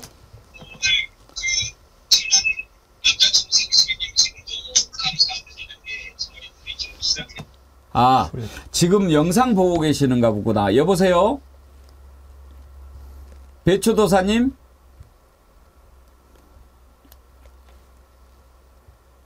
전화 연결이 잘 안 되면 여보세요? 여보세요? 오늘 전화 연결 안 되나 걱정했습니다. 배추도사님 반갑습니다. 안녕하십니까. 이체 양념주를 갖다 그 뜻을 깊이 새기고 있는 해남의 배추소의 이태경입니다. 예, 이택형입니다. 이택형님이시구나. 그렇습니다. 예, 근데 배추도사는 왜 배추도사라고 쓰셨어요? 뭐 배추 키우세요? 그와 좀 비슷한데요. 여기 해남은 전국에서 가장 유명한 배추가 있습니다. 그리고 또 고구마가 유명한 지역이라서 배추도사라고 썼습니다. 해남에서도 대파 많이 키우지 않나요? 진도가 제일 유명하고요. 진도. 그러니까 해남도 마찬가지입니다. 네. 거기는 지역구가 해남, 진도, 완도 이렇게 돼 있나요? 예, 그렇습니다. 이제 해남군하고 완도, 진도에 대해서 총 합쳐서 인구수는 한 13만 명이 조금 넘는 걸로 알고 있습니다. 예. 해남 어디 사세요? 저는 이제 땅끝 마을에 살고 있습니다. 토말에? 예, 그렇습니다. 땅끝 마을. 아이고, 우리나라 땅 끝에서 이렇게 또 특파원 활동을 해주시니까 정말 고맙습니다. 여기부터 걸어 올라가겠습니다. 그러면 아무래도 거기는 박지원 후보가 출마한 곳이니까 네. 지지가 높죠? 사실은 아시다시피 원장님께서는 워낙 전국구 스타시기 때문에 예. 여기 해남 완도 진도 분들에 대해서는 이제 대부분 다 큰 인물을 만들어서 이 지역의 발전을 좀 조금 더 확장시키자 이런 게 주로가 많고요. 또한 이제 워낙에 또 잘하고 계시잖아요. 위에 그 윤모 씨께서. 그래서 아무래도 절대적인 지지를 받고 계십니다. 예. 판세는 사실 크게 궁금하지 않고 이렇게 해남에서 또 특파원으로 연결해 주신 게 너무 고맙고 반갑고 전화 주신 김에 네. 이번에 이렇게 그 호남 쪽에서는 이번 선거의 의미를 어떻게 보는 것 같은지 그 얘기 좀 해주시겠습니까? 사실 저도 이제 호남 출신이라서 그런 말씀 여쭤보면 약간은 좀 조심스럽습니다. 사실 한 사람 한 사람이 그 공통적인 목적이 있잖아요. 그 말을 갖다 호남 주민들은 사실 꺼내기보다는 묵묵히 지키고 있다고 보시면 정확할 겁니다. 그래서 뭐랄까요, 어떤 분이 그런 말씀하신 것 같아요. 정확히 동감하는 거는 고개 들면 다친다는 말씀하셨잖아요. 해서 저희들이 여기 민주당을 갖다 지지하는 이 호남 지방 대부분의 국민들은 그런 것 때문에 조금 더 몸을 수그리고 있다고 보시면 정확할 것 같습니다. 네, 그렇군요. 오늘 이렇게 배추도사님 연결해 주셔서 감사하고 결과 나온 뒤에 또 한번 제가 여쭤보도록 하겠습니다. 늘 건강하시고 감사합니다. 그래도 뭐 하시고 싶은 말씀 있으시면 하세요. 아쉬우니까. 저희 해남 지역 배추 고구마 많이 사주시면 감사하겠습니다. 알겠습니다. 우리 어렸을 땐 해남 물감자 그랬는데 고구마를요. 그렇습니까? 예. 모르십니까? 저는 이쪽에 내려온 지가 얼마 안 됐지만 지금 3년이 넘어서 기농을 하고 와 있어서 그것까지는 아무래도 조금 제가 더 앵커님보다는 조금 더 부족하지 않나 싶습니다. 그러시군요. 그제 순천 특파원보다 훨씬 사투리를 덜 쓰셔서 좀 그렇다 했더니 귀농하신 분이시구나. 원래 고향이 순천입니다. 고향이 순천이시고. 네, 그렇습니다. 예. 우리 안진걸 소장님도 고향이 그쪽이에요? 예, 잘 알고 있습니다. 예. 제 고향은 한반도인데요. 눈 떠보니 해남이 하순이었습니다. 예, 알고 있습니다. 해남 물감자, 무안 방고구마 뭐 정말 어렸을 때 구황작물로 많이 먹었습니다. 예, 응원하고 있습니다. 안 소장님. 예. 자, 훈훈한 인터뷰였습니다. 배추도사님 감사합니다. 또 연락드리겠습니다. 네, 늘 건강하십시오. 예. 오늘 이렇게 또 정어리 특파원 두 분 연결해서 그쪽 지역을 살펴봤는데 뭐 해남안도 진도야 박지원 후보가 아마 무소속 나가도 됐을 거예요. 저 양반. 예. 자, 이 내용 잠깐 좀 짚어보고 오늘 마치도록 하죠. 4.3 어제 추념식이 있었는데 그렇게 찾아가서 열심히 하겠다, 보듬겠다, 안겠다 그렇게 떠버리더니 그대로는 가지도 않습니다. 가지도 않아요.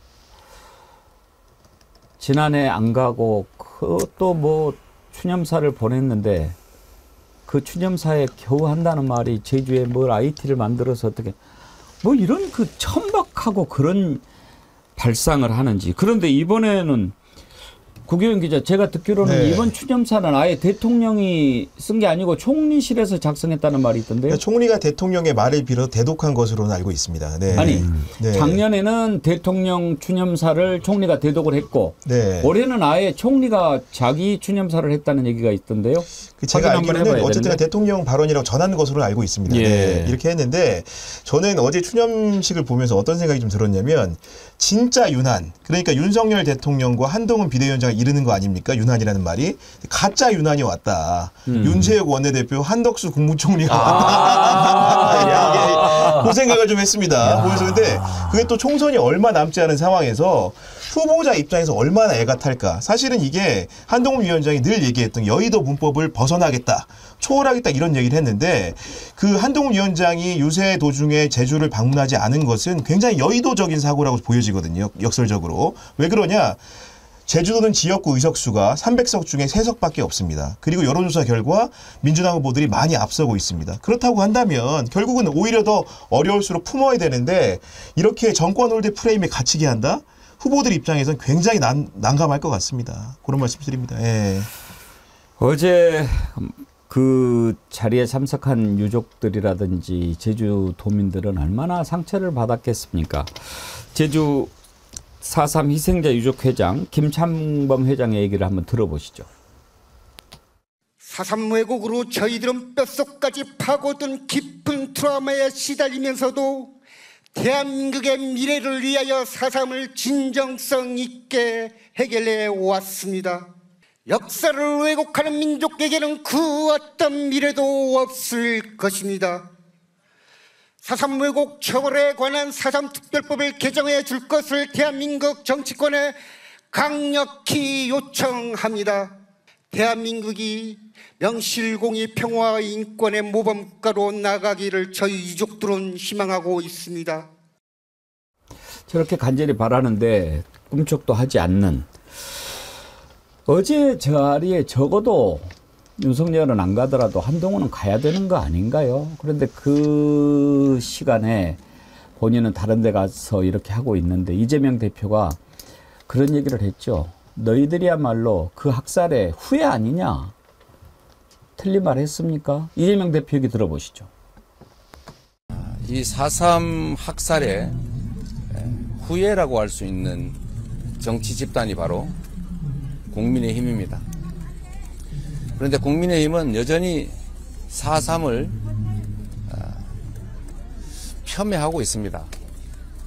저는 국민의힘이 4.3에 대해서 진정한 제대로 된 인식을 갖고 있다면 말로만 할 게 아니라 4.3을 폄훼하는 인사들에 대해서 불이익을 줘야 마땅하다고 생각합니다. 그런데도 이번 총선에서도 공천장을 지어서 국회의원이 될 수 있는 상을 주고 있습니다. 저는 국민의힘이 지금이라도 이 행사에 참여하지 않는 것에 대해서 사과해야 하고 4.3 폄훼 인사들에 대해서는 공천을 취소해야 한다고 생각합니다. 예. 자, 한동훈 왜 안 갔는지 그건 뭐 안 봐도 비디오지만 이런 표현에 대해서 오히려 민주당이 제주의 아픔을 이용만 한다 이렇게 맞받아치더군요. 안 가놓고 할 자격이 있는지 모르겠습니다만 그 말도 들어보시죠. 이재명 대표는 일베 출신입니다. 잘 아시다시피 본인도 인정하다시피 일베 출신입니다.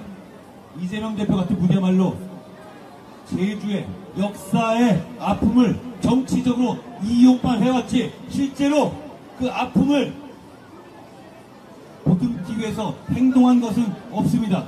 그냥 4.3 이날만 와서 말로만 제주민을 위하는 척하는지 제가 묻고 싶습니다.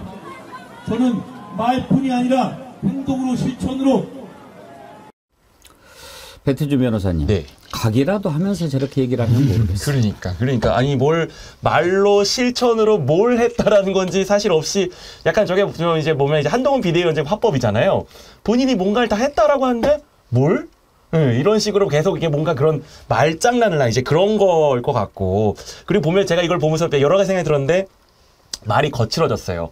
뭐 일배다. 사실 어떻게 보면 굉장히 그냥 뭐 추측성이고 어떻게 보면 굉장히 프레임화하는 사실 그런 이제 그런 것들을 너무 급하니까 지금 이제 던지고 있는 것 같고, 그리고 또 보면 옆에 있는 후보들 표정이 별로 안 좋거든요. 그러니까 이게 지금 저 표정들을 보고 있으면 이 선거에 지금 뭔가 본인들도 지금 급하니까 막 이제 제주까지 가지는 못하고 차마 갈 시간 보니까 여의도 문법을 동원해서 조금이라도 유리한 걸 해보겠다라고 이제 계산을 하기 시작했는데 이제 그게 안 되니까 또 옆에 있는 후보들은 표정은 밝지 않고 이제 말은 거칠어지고 그러다 보니까 이제 그 정말 돌려치기 화법을 쓰고 있는데 내용은 없는 이제 점점점 안 좋아지는 쪽으로 지금 가고 있는 것 같고요. 이제 4.3에 대해서 조금만 얘기를 하면 저 이제 예비 후보를 할 때 사실 어떻게 보면 우리나라의 중요한 그 민주화, 평화 이런 이제 변곡점들이 있을 때 사실 어떻게 보면 그 해방 이후에 가장 먼저 나온 게 4.3이거든요. 가장 먼저 나온 민족적 비극이지만 어떻게 보면 가장 늦게 밝혀져서 그 제 제주에 계신 분들, 그 민주화를 희망했던 많은 분들한테 정말 많은 상처를 줬던 이제 그런 사건인 거고, 이게 다만 그래도 다행인 거는 김대중 정부, 노무현 정부를 거치면서 조금씩 이제 그것들을 이제 아픔을 저희가 치유하려는 노력들을 해서 저도 이제 광주 가서 이제 5.18 참배도 했고 4.3도 사실 해보려고 했었어요. 근데 이제 워낙 이제 잘 일정이 안 나오고 이제 그 사이에 이제 선거가 좀 정리가 돼서 잘 못 가긴 했는데 마음으로서는 항상 이분들에 대한 정말 감사와 위로와 그런 것들이 컸는데, 진짜 보면 결국 왜 보수 정권이 잡으면 이런 그 보수 정권의 그런 군사 정권, 검찰 정권 이어지면서 말로는 선거 때는 하다가 정말 자기네가 정권을 잡으면 왜 이런 거에서 왜 미온적이지? 이런 것들을 왜 근절하지 못하지? 왜 그럼 또 그런 보수 패널들이 나오면 그럼 또 쓸데없는 얘기를 하지? 이게 왜 하나도 해결이 안 될까요? 그게 너무너무 안타까웠고, 뭐 한동훈 비대위원장이 와서 뭘 바꾸겠다, 새롭겠다고 하지만 또 똑같아지는 걸 보면서 정말 참담한 생각이 들고, 어쨌든 이번 선거로서 좀 명확하게 잘 보여줬으면 좋겠습니다. 예. 꽃할배님, 한동훈은 언실금인 듯합니다. 언실금. 아, 요실금. 그러니까 말을 함부로 하는데 그걸 못 참고 마구 이제 내뱉는다 이런 풍자시네요. 예, 그런 것 같습니다. 맞습니다. 왜냐하면 저도 이 말을 꼭 듣시 아무리 그래도 그렇지 제1야당 대표를 일배로 몰면 됩니까? 그건 이재명 대표가 당시 일배가 사실 혜각이 크니까 어떤 짓을 하는지 회원가입에서 알아봤다라고 말한 거잖아요. 이재명 대표가 대표적인 범진보 개혁 인사인데 그건 전 국민이 다 아는 건데 그걸 4.3을 지가 못 간 걸 실드치고 변명하기 위해서 이재명은 일배다라고 이야기하는 건데 너무 그러니까 저열하고 비열한 언어만 지금 남발하는 건데 그런 짓은 안 했으면 좋겠습니다. 예. 예. 혹시 고기영 기자님도 총평 한마디 하신다면? 네, 사실 이 얘기를 하고 싶어요. 미국 국무부가 최근에 한겨레 신문에 이메일 질의에 답변했는데 제주 4.3 사건에 대한 미국의 입장이 무엇이냐 이렇게 했더니 참혹한 비극이었다고 평가를 했습니다. 그러니까 지금 보수 대통령들이 안 가는 이유는 아마도 그날 있었던 일들이 지금 상정하는 북계와의 그런 개입 가능성 같은 증명되지 않은 이런 걸 얘기하는 건데 사실은 그런 부분들에 대해서 미국도 당시 군정이었잖아요. 군정의 당사자였잖아요. 역사적으로 인정을 하고 있는 부분이 분명히 있다. 그렇기 때문에 팩트에 기반해서 이 문제를 바라봐야지 진영의 논리로 접근한 건 절대 안 된다. 그렇기 때문에 이번 추념식 불참은 굉장히 정치적으로 잘못된 판단이다. 이렇게 정의 내릴 수 있을 것 같습니다. 예. 네. 오늘 여기까지 하죠. 임미경 님이 아주 재미있는 댓글 남겨주셨네요. 바람 때문에 못 가요, 한동훈. 무슨 말씀인지 많이 만지시대요. 무슨 말씀인지 아는 분만 웃으십니다.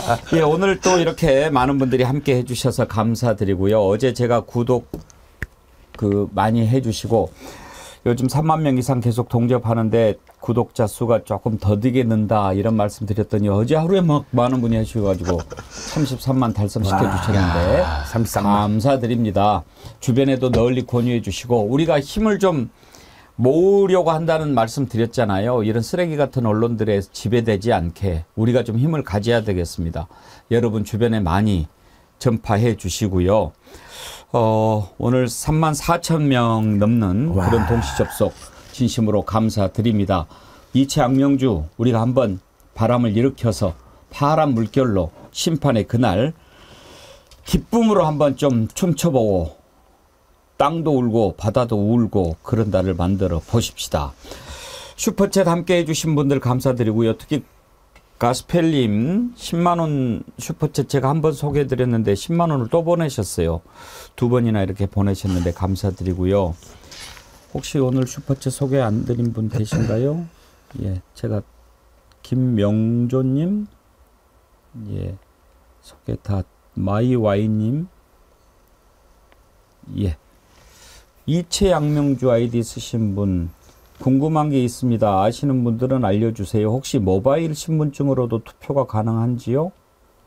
어때요?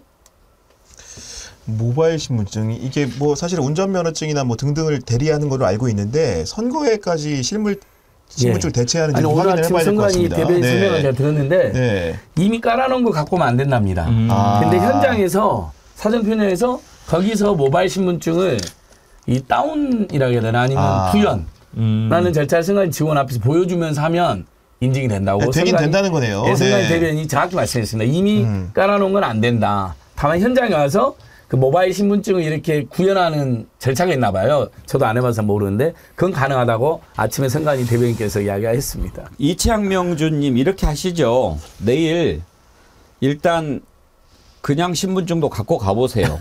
그래가지고 모바일 신분증을 한번 하면서 되는지 물어보세요. 안 된다고 그러면 그냥 가지고 가신 신분증으로 투표하시고 된다고 그러면 우리한테 알려주세요. 이것도 된다. 그렇게 하면 많은 정보가 될 것 같습니다. 예, 좋은 질문 감사합니다. 오늘 함께해 주신 여러분 감사합니다. 어제부터 제가 끝날 때 함께 외치기로 한 것 기억하시죠? 함께 갑시다 하면서 우리가 끝내려고 합니다. 오늘 세 분 함께 가도록 할까요? 자, 여러분 감사합니다. 함께 갑시다. 고맙습니다. 내일 다시 찾아뵙겠습니다. 여러분 고맙습니다.